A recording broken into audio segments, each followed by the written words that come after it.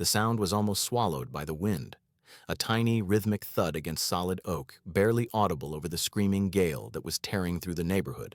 On a night when the temperature had plummeted to dangerous lows, when the local news was warning everyone to stay away from windows and doors, a small hand was out there, knocking. This isn't just a story about a blizzard. It is a story about the impossible courage of a 7-year-old girl named Sophia and the impenetrable wall built by a man named James. It asks a question we all face eventually. When the storm comes, do we lock the door or do we step out into the cold? To understand why that door opening was a miracle, you first have to understand the man standing on the other side of it. James's world was a study in controlled environments. Inside the house at the end of the cul-de-sac, the air was perfectly still. It smelled of lemon polish, old paper, and the metallic tang of radiator heat. He sat in his leather wingback chair, a solitary figure in a room that felt more like a museum than a living space. If you walked through his hallway, you would hear the synchronized ticking of 3 grandfather clocks. They were the only things allowed to make noise here. James preferred it that way. He had spent the last 15 years carefully curating a life of absolute minimal friction, a life where nothing unexpected could ever touch him again. He was a creature of rigid routine. Every evening at exactly 6 o'clock, he would stand by the front window, parting the heavy velvet curtains just an inch. He wasn't looking for anyone.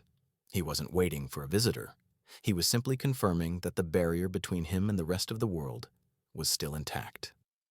He watched the neighbors across the street, young families with their chaotic driveways and bright plastic toys scattered on the lawn, and he felt a distant, dull sense of relief.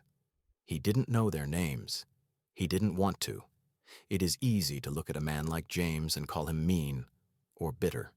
The neighborhood kids certainly did.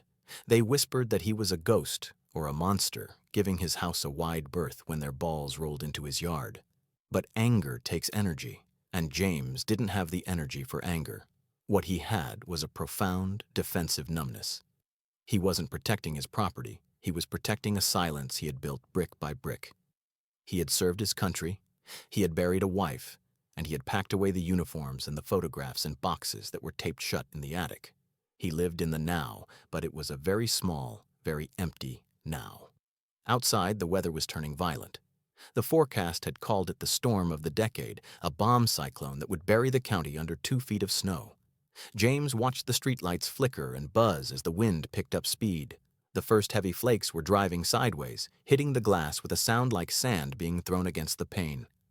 Most people would look at that storm and feel fear. James looked at it and felt a strange kinship. The cold outside matched the cold inside. The storm was simply the physical manifestation of how he felt every day, isolated, hostile, and best endured alone. He let the curtain fall back into place. The darkness of the room seemed to deepen.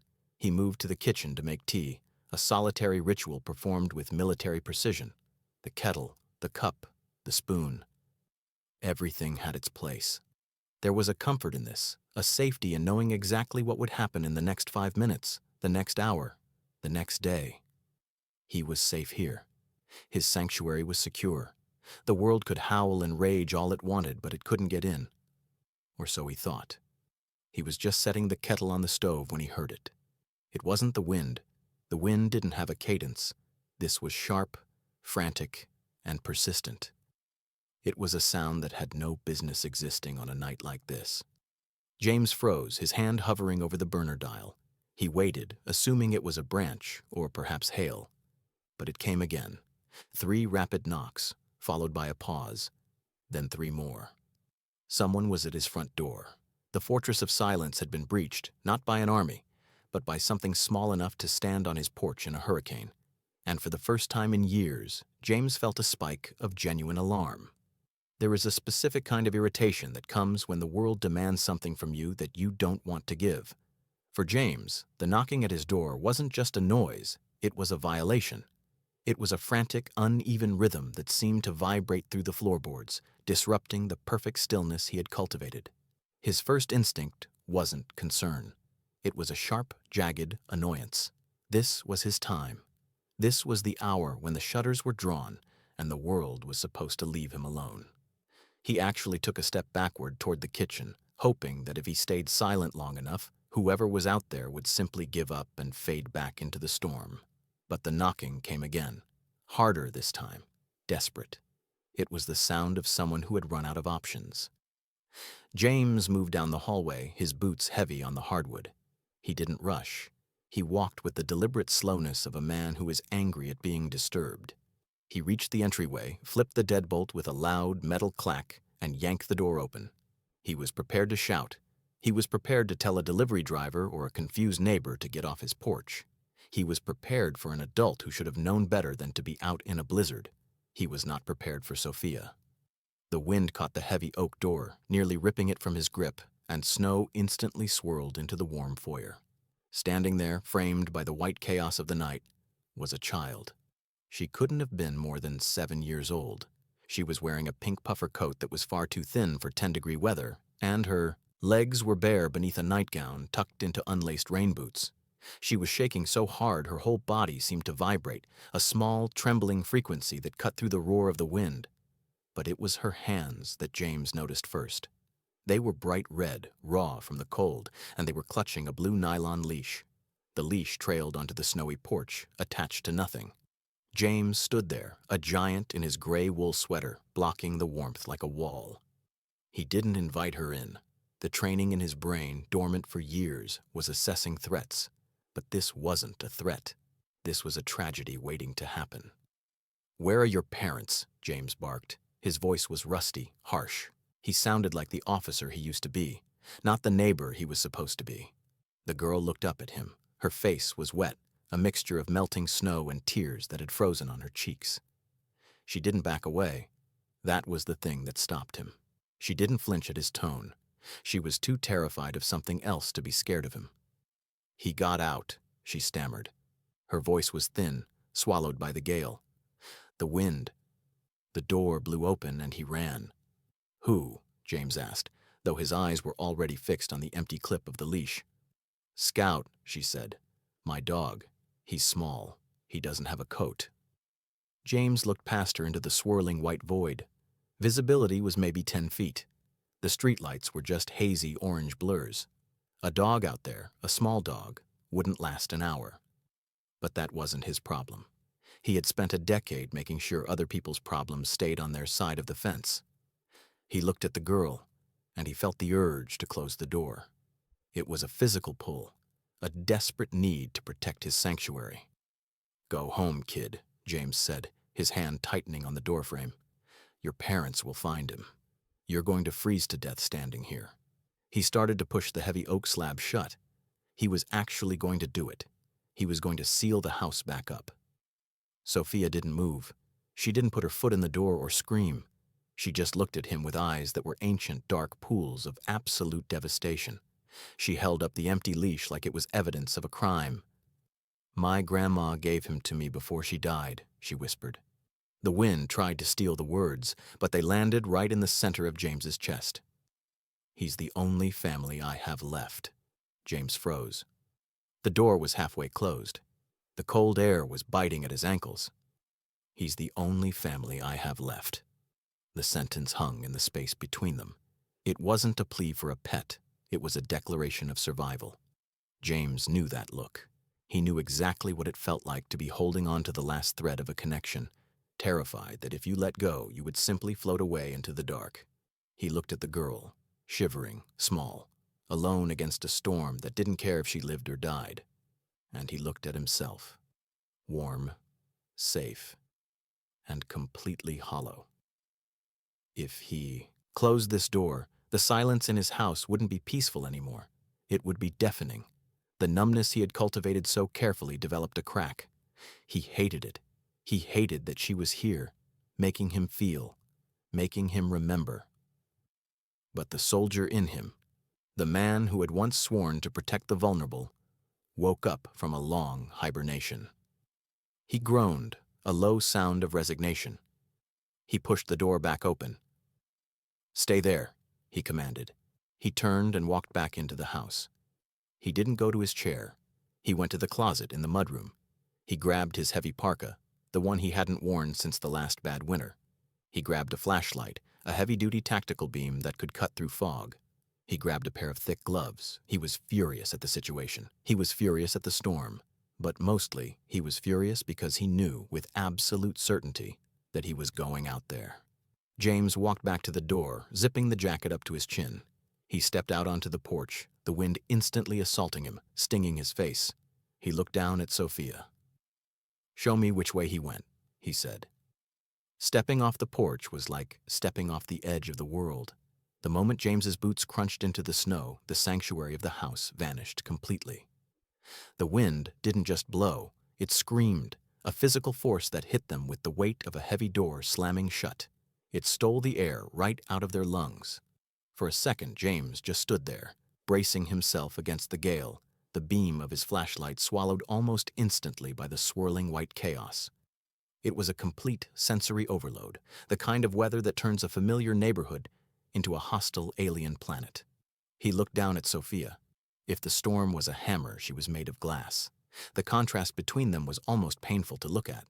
James was encased in layers of military-grade protection, thermal synthetics, reinforced Gore-Tex, boots designed for mountain warfare. He was a tank. Sophia was wearing a pink coat that looked like it had been bought for a mild autumn day, not a blizzard. Her knees were already turning a mottled, angry red above her rain boots. The wind whipped her hair across her face, and he saw her shoulders hunch up, her small body trying to make itself even smaller to escape the bite of the frost. Instinct took over. Not the instinct to search, but the instinct to protect. He grabbed her shoulder, his heavy glove nearly covering the entire span of it. He leaned down, shouting to be heard over the roar of the wind. "This is no good," he yelled. "Look at you. You're freezing already. Go back inside my house. I'll search the yard. I'll find him." He expected her to run back. He expected the cold to have broken her resolve within seconds. Any rational person, let alone a 7-year-old child, would have retreated to the warmth of the hallway. But Sophia didn't move.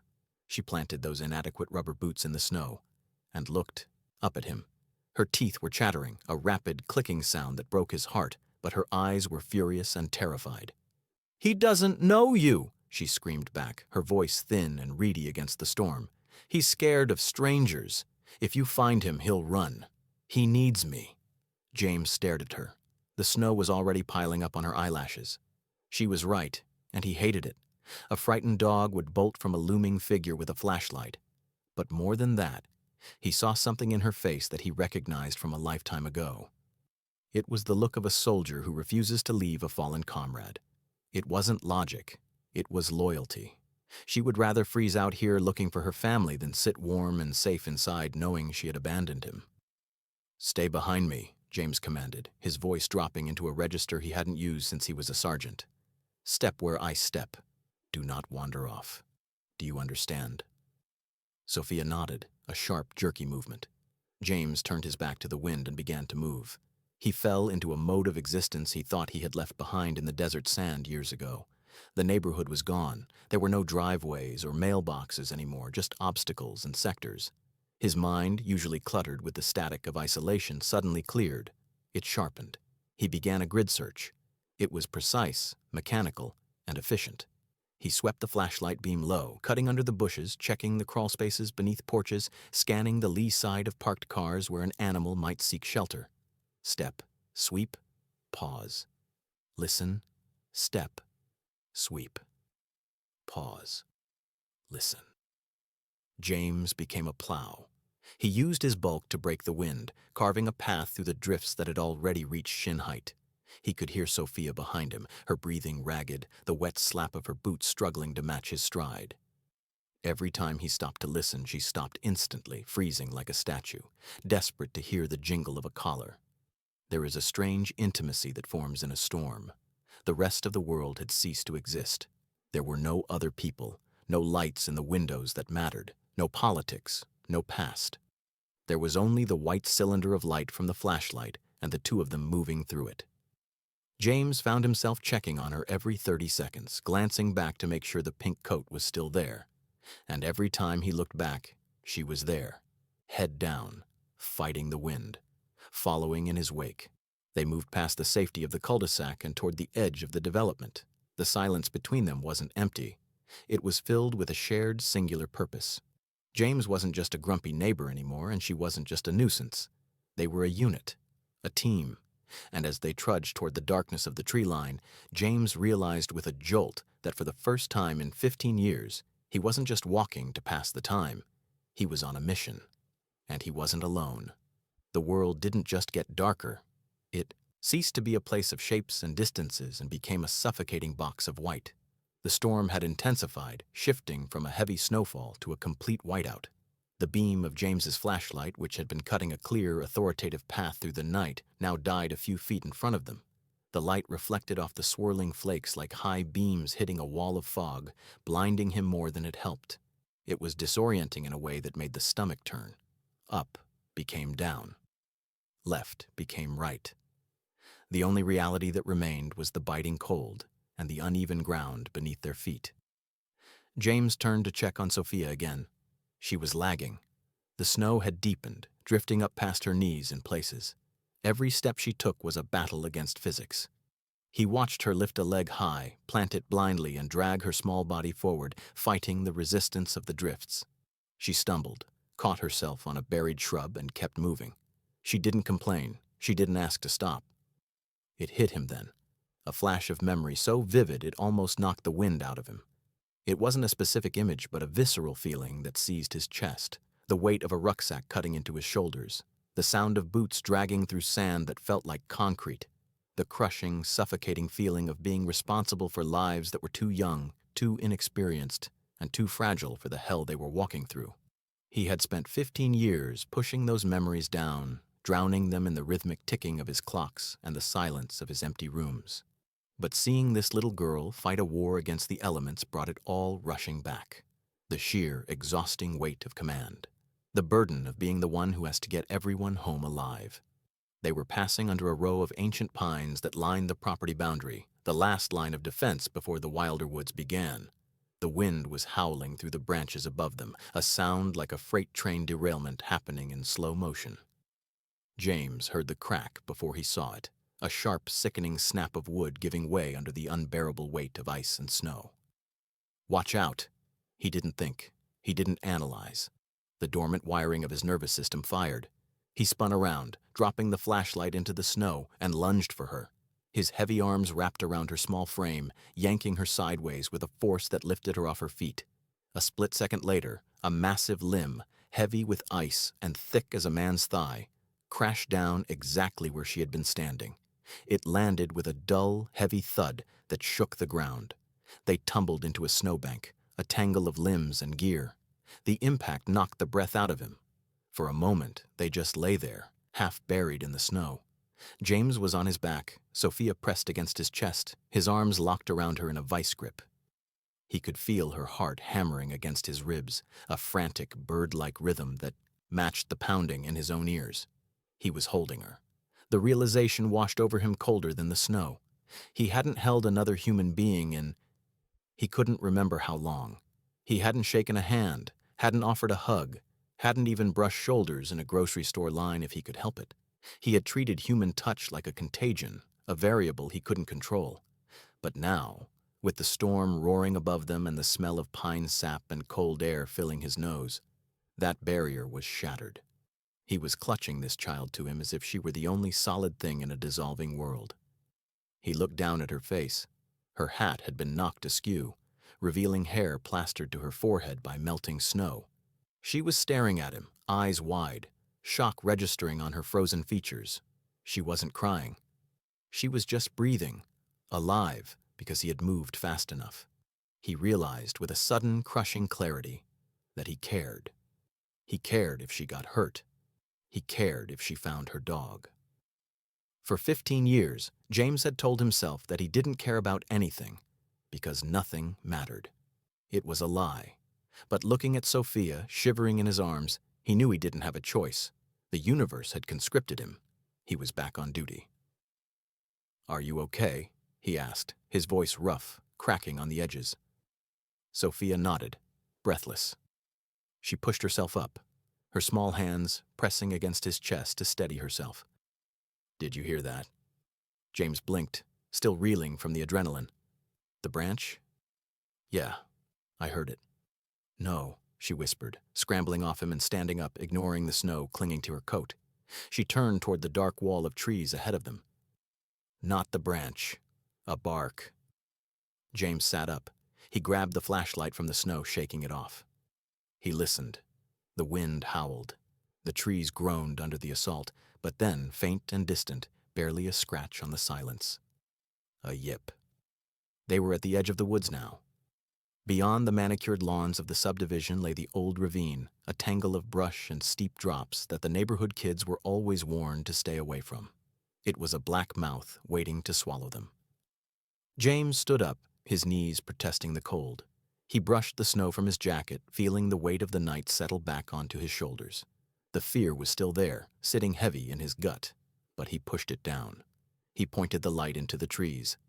"Stay close," he said, and this time he reached out and took her hand. Not to pull her, but to hold her. "We're going in." The trees changed everything. Out on the street, the storm was a chaotic, horizontal force, a wall of wind that pushed you backward. But inside the tree line, the world became eerily vertical. The ancient pines, heavy with snow, acted as a windbreak, muffling the roar of the gale into a high, distant whistling sound high above their heads. Down here, in the dark, it was quieter, but it was a suffocating kind of quiet. The flashlight beam danced across the gnarled roots and deep drifts, casting long, twisting shadows that looked like grasping fingers. James kept his grip on Sophia's hand. It was small inside his glove, but her grip was surprisingly strong. She wasn't just holding on for balance. She was holding on because he was the only real thing left in a world that had dissolved into shadow and ice. As they picked their way over a frozen creek bed, the silence between them shifted. It wasn't the tense silence of strangers anymore. It was the heavy, expectant silence of a confessional. "He was hers first," Sophia said. Her voice was small, but in the shelter of the trees, it didn't get blown away. "Scout. He belonged to my Nana." James didn't stop walking, but he slowed his pace, angling the light so she could see the ground better. "Your grandmother?" "She died in November," Sophia continued, the words tumbling out as if she had been holding them in for months. "She was sick for a long time. She couldn't walk much, so Scout would sit on her lap. He knew. He always knew when she was hurting. When she went to the hospital for the last time, she told me, 'You have to take care of him, Sophia. He's going to be sad. And you have to be his brave girl.'" She stopped, wiping her nose with the back of her mitten. James stopped with her. He shined the light on the ground, giving her a moment of privacy in the dark. "I promised," she whispered, her voice cracking. "I promised I'd keep him safe. If I lose him, it's like losing her all over again. I can't go back to the house without him. It's too quiet." For a child, grief is often a physical thing that attaches itself to objects, anchors that keep them from floating away. Scout wasn't just a dog to Sophia. He was the last living piece of her grandmother's love. Losing him would be a breach of contract with the dead. James looked at the empty leash dragging in the snow behind her. He understood the weight of it now. It wasn't just nylon and metal. It was a lifeline that had snapped. For the first time in 15 years, James let the words in. Usually, when people tried to tell him about their pain, he would tune it out, nodding politely while his mind drifted to the ticking of his clocks. He protected himself by refusing to carry anyone else's baggage. But out here, in the cold, he couldn't turn away. The raw honesty of her pain pierced his armor. He felt a heavy, dull ache in his chest. Not for himself, but for her. He was no longer just a man annoyed by a disruption. He was a witness to her struggle. "He's a good dog," James said, his voice low and rough. It wasn't a question, it was an affirmation. "He is," Sophia sniffled. "He's the best boy." James shifted his weight, looking into the darkness where the tracks might be. He felt strange, exposed. The silence demanded something from him in return. You cannot take a piece of someone's soul without offering a piece of your own. It is the law of the storm. "I had a dog," James said. The words felt rusty, like pulling a sword from a stone where it had been stuck for a decade. "A long time ago, when I was overseas." Sophia looked up at him, her eyes wide in the reflected light of the snow. "You did?" "Yeah, a German shepherd." His name was Duke. James stared into the trees, seeing a desert instead of a forest. It was a bad place. Hot, loud, dangerous. But Duke, he didn't care about the politics. He didn't care about the fear. He just did his job. He stayed by my side when things got loud. He paused, the memory sharp and biting as the cold air. He was my anchor, too, James admitted, the admission terrifying him more than the blizzard. When you have a dog like that, you aren't just taking care of them. They're taking care of you. They remind you that you're still human. Sophia squeezed his hand. It was a tiny pressure, but it felt like an earthquake. What happened to him? She asked softly. He came home, James lied. Or maybe it wasn't a lie. Maybe Duke came home in the only way that mattered, in the memories James had locked away in the attic. He did his job, and now we're going to do ours. He squeezed her hand back, a solid, reassuring grip. We're going to find your anchor, Sophia. We aren't going back until we do. The wind suddenly picked up again, a low moan that grew into a shriek as a fresh squall line hit the forest. The trees groaned, swaying violently above them. The brief respite of the conversation was over. The storm was demanding their attention again, reminding them that they were small, fragile things in a world of ice. But something had changed. They weren't just two people lost in the woods anymore. They were two soldiers with a shared history of loss, marching into the white together. The forest had mutated into a whiteout of suffocating intensity. James checked his watch, shielding the face from the driving snow. They had been out for nearly 45 minutes. In these conditions, 45 minutes was an eternity. The tactical side of James's brain, the part that had kept him alive in deserts and mountains, began to flash red warnings. This was no longer a search mission. It was rapidly becoming a survival situation. He could feel the numbness creeping into his toes, the insidious dullness that precedes frostbite. He looked back at Sophia. She was no longer marching, she was waiting. The snow had drifted up past her knees, and every step was a visible, agonizing effort. She was shivering so violently that it shook the beam of the flashlight she was now holding for him. Her lips were a terrifying shade of pale blue. James stopped. He didn't just pause. He planted his boots in the snow and turned around, becoming a physical wall against the wind. He reached out and grabbed Sophia by the shoulders, his grip firm enough to snap her out of her trance. "Sophia!" he shouted, his voice rough and commanding over the roar of the trees. "We have to turn back." She blinked at him, her eyes glassy and unfocused. She didn't seem to process the words at first. She tried to step around him, her body leaning instinctively toward the darkness of the ravine. "He's close," she chattered, the words slurring slightly. "We just have to... just a little further." "No," James said, crouching down so he was eye level with her. He pulled her close, trying to share what little body heat he had left. "Listen to me. It's too cold. We are losing visibility. If we go any deeper, we might not be able to find our way out. We have to go back to the house. Now. We can call the police. We can get help." He expected a fight. He expected the irrational, screaming refusal of a child who doesn't understand danger. He braced himself to physically pick her up and carry her kicking and screaming back to safety. But Sophia didn't scream. She didn't stomp her foot. She simply crumbled.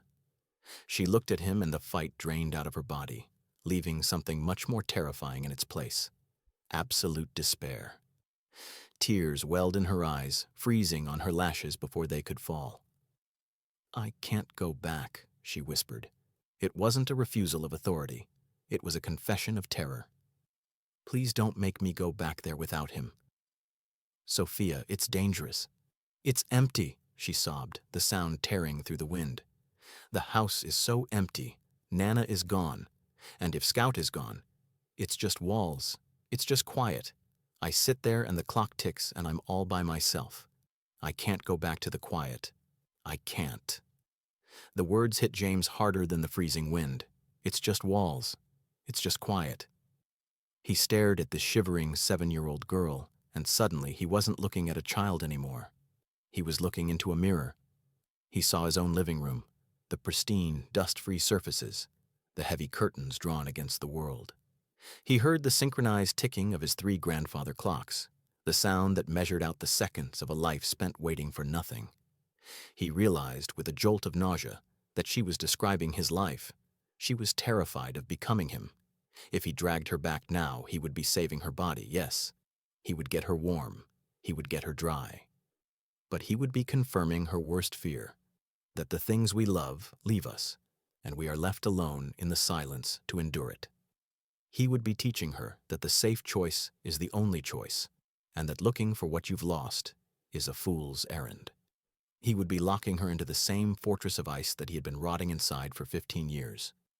He looked at the dark, swirling void of the woods behind him. Logic said, turn back.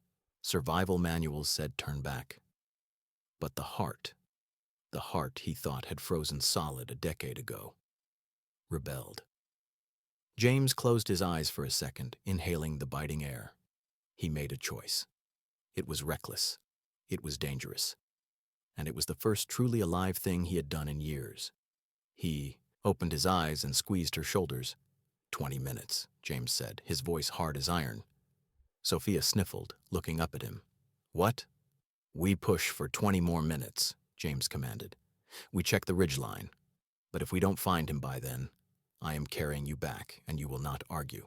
Do you understand? A flicker of light returned to her eyes. Yes, I understand.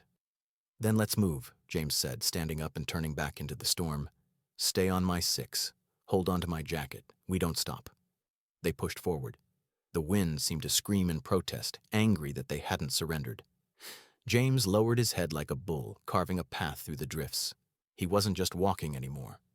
He was on a mission to save a dog, yes, but he was also fighting to keep a little girl from learning the lesson that had ruined his life. They trudged for another 100 yards, the train beginning to slope downward. The ground was treacherous, hidden beneath the white blanket. James paused, straining his ears against the howling gale. He thought he had heard something, a break in the pattern of the wind. He held up a hand. Sophia bumped into his leg and froze. Quiet, James hissed. They stood there, 2 statues in the blizzard, listening. The wind roared, the branches creaked. And then, faint but undeniable, it came again. A high-pitched, desperate whine cutting through the night. The sound was a thin, desperate thread pulling them through the dark. It wasn't the rhythmic barking of a dog guarding its territory. It was the high-pitched, frantic yelping of an animal that knows it is in over its head. James followed it, his boots crunching heavily through the crust that was forming on top of the snow. Sophia was right on his heels, her hand clutching the back of his parka so tightly he could feel her knuckles through the layers of insulation. They moved away from the safety of the tree line and toward the property boundary, where the manicured world of the subdivision ended abruptly. They stopped at the edge of the world. In the daylight, the ravine was just a steep drainage ditch, a place where teenagers went to smoke and where lost baseballs disappeared forever. But in the middle of a bomb cyclone, it had transformed into a gaping, treacherous wound in the earth. The ground simply fell away, dropping 20 feet down into a tangle of frozen brambles and jagged rocks. The wind here was ferocious, channeling through the cut like water through a sluice, whipping the snow into a blinding vortex that stung their eyes. James crept to the edge, testing the stability of the ground with his boot. It was slick, mud frozen into concrete, coated with a deceptive layer of powder. One wrong step, and gravity would do the rest. He clicked the flashlight to its highest setting, a blinding white beam that cut through the swirling chaos and swept it back and forth across the darkness below. "Scout!" Sophia screamed, her voice tearing at her throat. "Scout!" And then the beam caught it. A flash of reflection. Eyes. "There," James said, pointing the light steady. About 12 feet down, caught on a narrow shelf of slate that jutted out from the mud wall, was Scout. He was a small terrier mix, white with brown patches, now soaked through and shivering so violently he looked like a vibrating blur. He was pressed flat against the rock face, his claws digging into the frozen mud, terrified to move. Below him was another 8-foot drop into the rocky creek bed. Above him was a sheer slide of ice. He was trapped. James stared at the dog. This was a technical rescue in the worst possible conditions. Every instinct screamed at him to walk away. "Call the fire department," his brain whispered. "Wait for professionals." He turned to tell Sophia. He turned to explain that they had to go back and call 911. He had the speech ready. It was logical. It was safe. But then he saw her face. Sophia wasn't looking at the dog anymore. She was looking at him. She was standing there in the howling wind, her pink coat covered in snow, her face pale and frozen, and she was looking at him with an expression that terrified him more than the ravine ever could. It was absolute, unshakable trust. She didn't look scared. She didn't look doubtful. She looked at him as if he were 10 feet tall and made of steel. She looked at him the way civilians used to look at soldiers when the convoys rolled through, like he was the solution to the impossible problem. "You can get him," she said. It wasn't a question. It was a statement of fact. "You're going to bring him back." The weight of that sentence hit James like a physical blow. She didn't know about his bad knees. She didn't know about the fear that lived in his gut. She just knew that he had walked out into the storm when no one else would. She had cast him in the role of the savior, and now he was trapped in it. He realized then that he couldn't break that look. If he walked away now, if he chose safety over the dog, he wouldn't just be leaving an animal to die. He would be shattering the last bit of faith this little girl had in the world. He would be proving that even the people who look strong will fail you when it matters. He couldn't do that. He could survive a broken hip. He couldn't survive being the reason she stopped believing in heroes. James let out a long, ragged breath that steamed in the air. He looked back at the ravine. It looked deeper now, darker. The wind howled up from the bottom, smelling of wet earth and decay. "Hold the light," James said, his voice flat and calm. He handed the heavy tactical flashlight to Sophia. Her small hands wrapped around the rubber grip, shaking but determined. "Shine it right on him," James commanded. "Don't move it. Don't look away. You are my eyes. Do you understand?" "I understand," she whispered. James stepped back from the edge. He unzipped his parka just enough to give his arms movement. He tightened the laces on his boots until they cut off circulation. He rolled his neck, feeling the vertebrae pop and grind. He looked at the descent one last time. It was going to hurt. It was going to hurt like hell. "Okay, Scout," James muttered to the darkness, stepping toward the slide. "Don't you dare bite me." James turned his back to the void. He dropped to his knees, the cold instantly soaking through the reinforced fabric of his tactical pants, biting into the scar tissue of his old injuries. He didn't look down. He looked at Sophia's boots, planted firmly in the snow at eye level. They were small, pink, and entirely inadequate for the task of anchoring a grown man. But they were the last solid thing he would see for a while. He dug his gloved fingers into the frozen earth at the edge of the ravine, testing the grip. It was like trying to hold on to a greased countertop. "Keep the light steady," he grunted. And then he lowered himself over the edge. Gravity took over immediately. The moment his center of mass crossed the threshold, the slope tried to claim him. His boots scrabbled for purchase on the slick, icy mud, finding only loose shale that clattered away into the darkness below. He slid 3 feet in a heartbeat, his stomach lurching into his throat, before his heels caught on a protruding root. The jolt traveled up his spine, a sharp, electric shock of pain that exploded in his lower back. He gasped, squeezing his eyes shut for a second, fighting the urge to vomit from the sudden agony.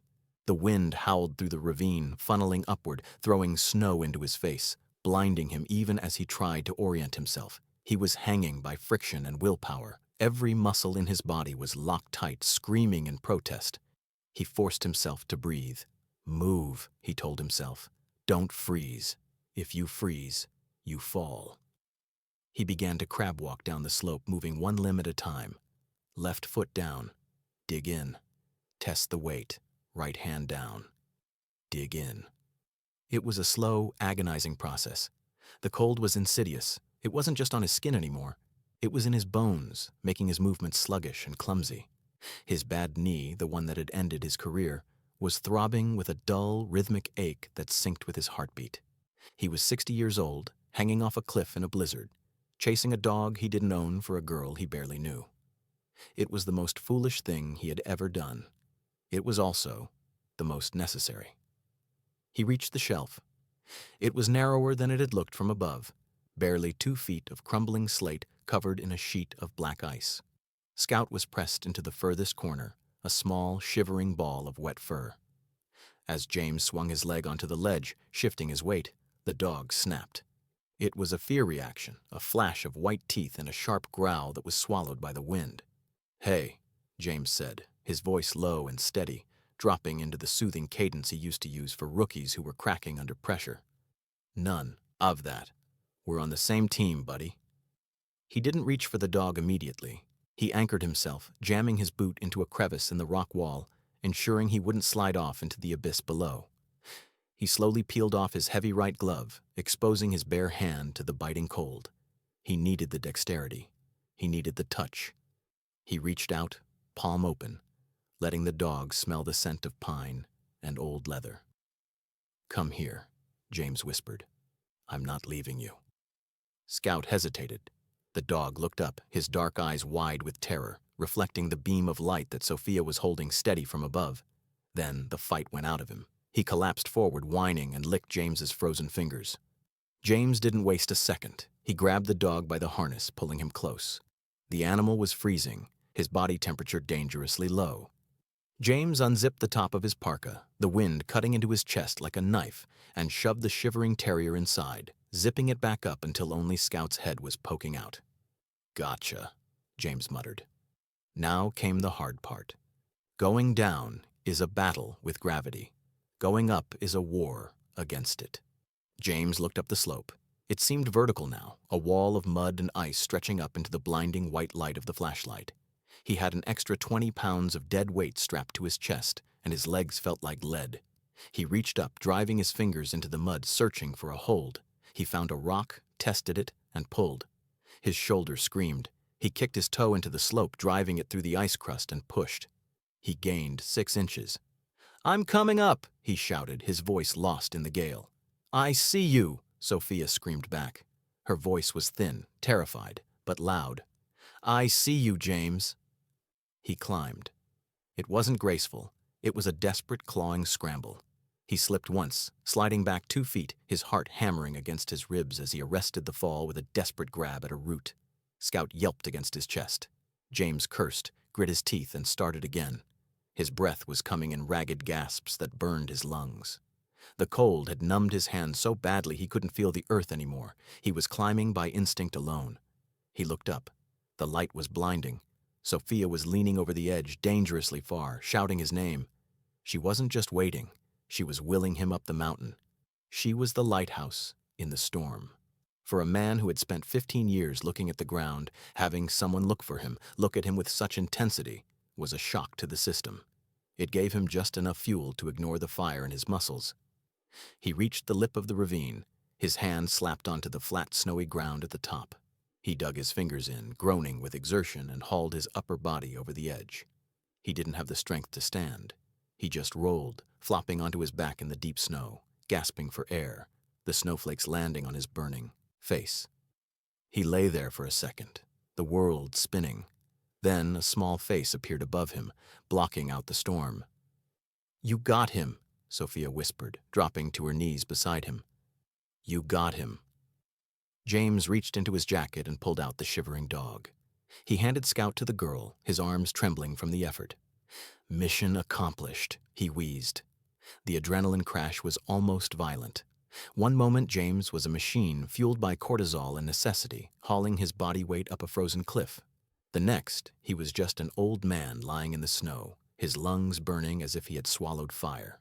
The heat that had sustained him through the climb evaporated instantly, sucked away by the gale, leaving a heavy, bone-deep chill in its place. His hands, which had been nimble enough to grip rock moments ago, began to curl into stiff, useless claws. He could feel the sweat freezing on his back, a dangerous layer of ice forming between his skin and his thermal shirt. He forced himself to sit up. The world tilted, then righted itself. Beside him, Sophia was huddled over the dog, burying her face in Scout's wet fur. She was sobbing. Not the frantic crying of panic, but the exhausted, shuddering release of tension that comes when the worst is over. "We can't stay here," James rasped. His voice sounded wrecked, like gravel grinding in a mixer. "We have to keep moving. The cold. It'll get us now if we stop." He reached out and touched Sophia's shoulder. She looked up, her face streaked with tears and snow. She was shivering so hard her teeth were audibly clicking together.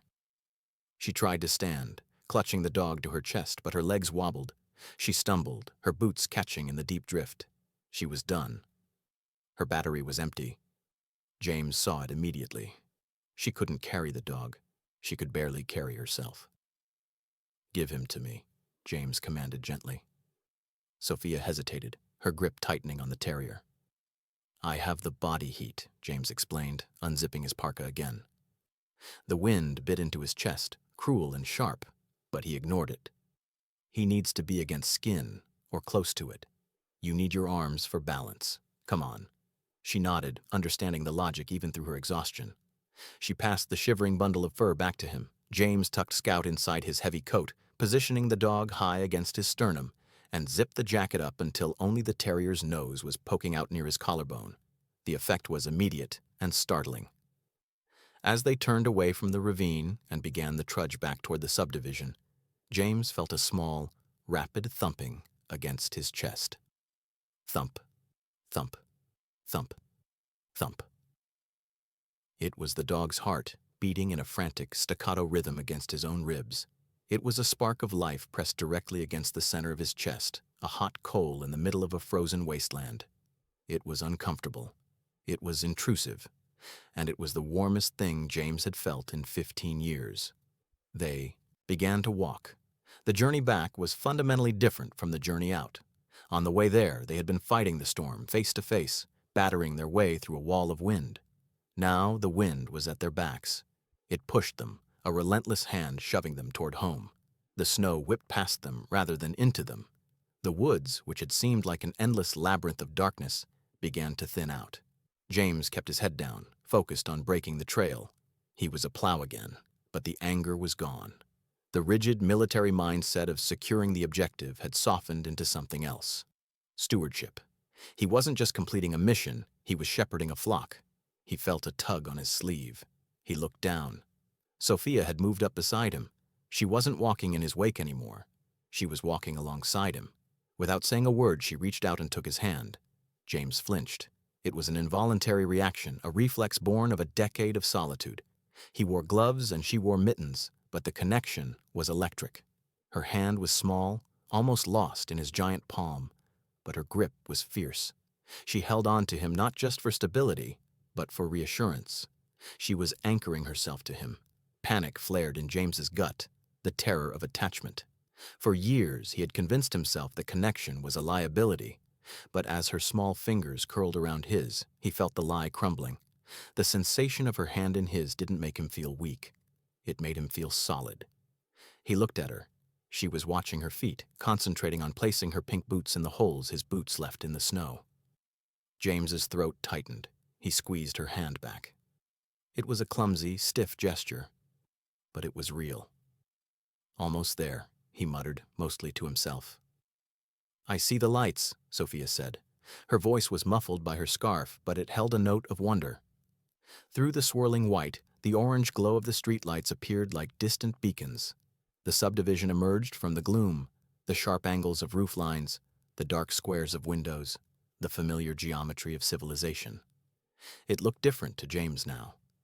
An hour ago, these houses had been fortifications, boxes where people hid from each other. Now they looked like shelters. They looked like places where life happened. They crossed the boundary line from the wild woods back onto the manicured lawn of the cul-de-sac. The wind seemed to lose some of its teeth here, broken by the fences and the houses. They were a strange parade, a limping old giant with a dog head poking out of his jacket, holding hands with a freezing child in a pink coat. As they walked up his driveway, James realized he wasn't just returning to a building. He was bringing the storm inside with him. He was bringing the chaos, the noise, the dirt, and the life he had tried so hard to keep out. And as he looked at his front door, the heavy oak barrier he had almost closed in her face, he realized he was glad it had been opened. The fortress had fallen, not to an invading army, but to a girl looking for her dog. And as James reached for the handle, feeling the dog's heartbeat against his chest and the girl's hand in his own, he knew he would never be able to rebuild the walls quite as high as they were before. The cold was still there, biting at his face, But inside the jacket and inside the man, the thaw had already begun.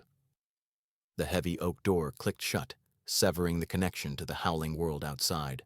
The silence that followed was instant and absolute, ringing in their ears like the aftermath of an explosion.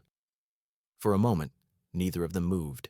They stood in the foyer, dripping water onto the pristine hardwood floor, two ice sculptures slowly beginning to melt in the sudden, shocking warmth of the hallway. The air inside smelled of radiator dust and lemon polish, a sharp contrast to the metallic scent of snow and ozone they had just inhaled for an hour. James leaned back against the door, his chest heaving. He reached up with a trembling hand and unzipped his parka. As the zipper slid down, a small, wet head poked out, followed by two paws scrambling for purchase. Scout wriggled free from the warmth of the jacket and dropped to the floor, his nails clicking sharply against the wood. The dog shook himself violently, sending a spray of freezing water across the walls, the mirror, and James's trousers. In any other timeline, this would have been a crisis. James was a man who worried about coasters. He was a man who straightened the fringes of his rugs.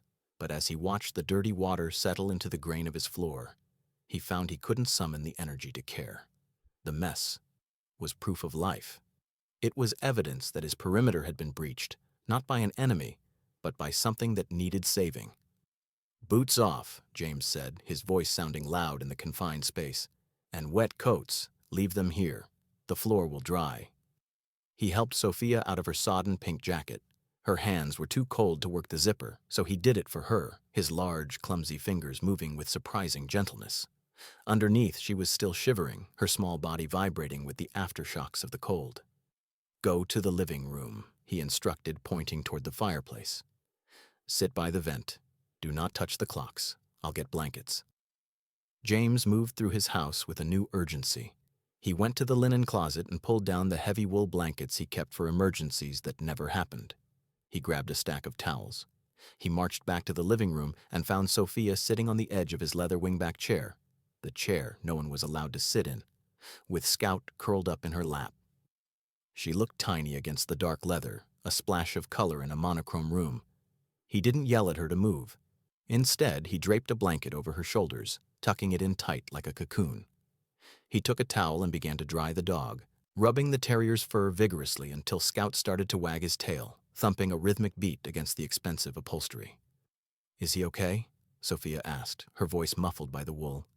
"He's tough," James grunted, checking the dog's paws for ice cuts. "He's a terrier. They're stubborn. He'll be fine." He left them there and went to the kitchen. The routine of making tea was replaced by the production of hot cocoa. He found a dusty tin of mix in the back of the pantry, expired but usable. He heated milk on the stove, watching the bubbles form, listening to the wind try to rattle the windows. It sounded different now. It sounded like something that had been defeated. When he returned to the living room with two steaming mugs, the atmosphere had shifted. The shivering had stopped. Sophia was looking around the room, her eyes tracing the walls, the shelves of books, the three grandfather clocks standing like sentinels in the corner. "Your house is very quiet," she said, taking the mug with both hands. "It sounds like waiting." James sat on the ottoman, blowing on his own cocoa. "It's peaceful," he corrected, though the word felt hollow even to him. "It's lonely," she countered, with the brutal honesty of a child. She took a sip, leaving a mustache of foam on her lip. She looked down at Scout, who was now snoozing contentedly on James's pristine throw pillow. "My house is lonely now, too. Since Nana left. That's why I need Scout. He makes noise." James looked at the dog. He looked at the water stains on his floor.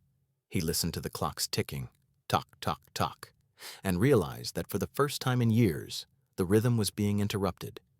It was being broken by the sound of a child sipping a drink, by the soft snore of a dog, by the shifting of fabric. The silence wasn't perfect anymore. It was better. "He's a good noise to have," James admitted softly. Sophia looked up at him, her eyes serious. "Can I bring him back?" James blinked. "What?" "To visit," she explained. "Scout likes you. He didn't bite you. And you saved him. Can we come visit you sometimes, so your house isn't so quiet?" The question hung in the air, heavy and terrifying. James looked at his fortress. He looked at the walls he had built to keep the world out, to keep the pain of loss at bay. A yes wasn't just permission to visit. It was permission to matter. It was an agreement to let himself be perceived, to be part of a community, to be something other than the ghost in the window. He looked at the little girl who had walked into a blizzard for love, and he knew he had already lost the war for his isolation. "Yeah," James said, his voice rough. "Yeah, you can bring him by. He probably needs someone to check his paws, to make sure they're healing right." Sophia smiled. It was a tired, small smile, but it lit up the room brighter than any lamp. Just then the spell was broken by the flashing of red and blue lights sweeping across the front window. A heavy pounding on the door followed, not the desperate knock of a child, but the authoritative thud of adults. The police and likely a frantic parent or guardian had arrived. The sanctuary was opening back up to the world. James stood, his knees popping, and went to answer the door, knowing that when he closed it again, the house would feel different. It would no longer be a fortress. It would just be a home, waiting for its guests to return. The snow didn't last. That is the nature of these violent, sudden storms. They arrive with the fury of a catastrophe, burying the world in white silence, and then they retreat just as quickly. Within 48 hours, the temperature spiked. The pristine, dangerous drifts that James and Sophia had fought through turned into heavy, gray slush. The ice on the trees dripped a relentless rhythmic percussion onto the roof. The world was returning to normal. The plows cleared the streets, the neighbors emerged to salt their driveways, and the mail carrier resumed his route. By all accounts, the crisis was over. The neighborhood went back to its routine of polite distance and closed garage doors. But inside the house at the end of the cul-de-sac, the thaw was happening much more slowly and with much more difficulty. The morning after the storm, James sat in his leather wingback chair with his coffee, waiting for the familiar comfort of his isolation to settle back over him. He waited for the ticking of the grandfather clocks to soothe him. But the silence didn't feel peaceful anymore. It felt heavy. He looked at the faint water stain on the rug where Scout had shaken off the snow, a flaw in the perfection of his living room, but the only thing that felt real.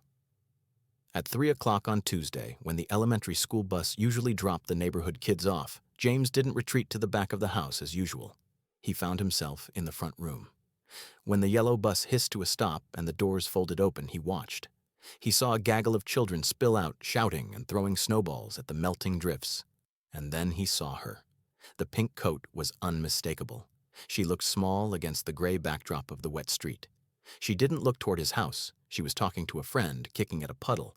But just seeing her safe, seeing her moving through the world with that resilience children seem to have in unlimited supply, made the knot in James's chest loosen just a fraction. He wasn't a guardian anymore. He was just an old man watching a neighbor. But the connection remained. He had walked into the dark with her. That changes the way you look at the daylight. 2 days later, the knocking returned. It was Saturday morning. The knock wasn't the frantic, desperate pounding of the storm night. It was polite, hesitant. 3 small raps. James was already moving before the second knock landed. He opened the door, and there she was. Sophia was wearing regular clothes. Now, jeans and a sweater, but she still had the pink coat. Scout was with her on a leash, looking considerably drier and happier than the last time they had met. "Hi," she said, looking up at him. She seemed shy now, stripped of the emergency adrenaline that had made them equals in the woods. "My mom said I could come say thank you. Properly." James stood in the doorway, feeling large and awkward. "You didn't have to do that." "I made this," she said, thrusting a piece of construction paper at him. James took it. It was a drawing, done in the bold, unapologetic strokes of a 7-year-old. It showed a large gray stick figure, him, presumably, holding a flashlight that looked like a lightsaber. Next to him was a smaller figure in pink and a brown smudge that was clearly the dog. They were standing on top of a triangle that represented the ravine. At the bottom, in wobbly letters, it said, "The Rescue Team." James looked at the drawing. He had medals in a box in the attic. He had commendations from generals and letters from presidents. But looking at this piece of crinkled paper, he felt a lump form in his throat that was harder to swallow than any of them. It's It's accurate, James said, clearing his throat. You got the flashlight right. Sophia beamed. Can Scout come in? He remembers the treats. James looked at his clean floors. He looked at the dog, who was wagging his tail so hard his entire back half was vibrating. The old James would have made an excuse. The old James would have cited a busy schedule or a headache. Yeah, James said, stepping back. He can come in, but wipe his paws. They spent an hour in the living room. It was awkward, stilted, and beautiful. Sophia talked about school, about how Scout snored, about her grandmother. James didn't say much, but he listened. He poured juice. He let the dog chew on a rawhide bone he had bought at the grocery store, just in case. When they left, the silence rushed back in, but it wasn't as thick as before. It had been aerated. That afternoon, James went to his shed. He dug through tools that hadn't seen daylight in a decade. He found a post-hole digger, a hammer, and a box of nails. He walked out to the backyard to the section of fence that bordered the woods, the fence that had been rotting and leaning for years because he saw no point in fixing a perimeter no one ever crossed. He started to work. He ripped out the rotten wood. He measured new boards. He wasn't just repairing a boundary. He was securing the yard. He was making it safe. Not for him, he could take care of himself, but for a small terrier that might come over to play. It was a practical act, born of sweat and sawdust, but it was also a symbolic surrender. You don't fix a fence for a life you plan to spend alone. You fix it when you're expecting visitors. You fix it when you've decided that there are things in this world worth keeping safe, and people worth letting in. As he hammered the first nail, the sound echoed through the neighborhood, a sharp, clear note of reconstruction. It was the sound of a man who was finally, after a long winter, beginning to build something new. Spring finally arrived, replacing the winter chill with new warmth. James sat on his open porch, watching Sophia and Scout play happily in the green grass. The storm hadn't just brought a dog back. It had completely washed away the heavy, cold walls James had built. Sometimes, the smallest hand can pull the strongest man from the dark abyss. If this story of resilience touched your heart, please subscribe to our channel for more now.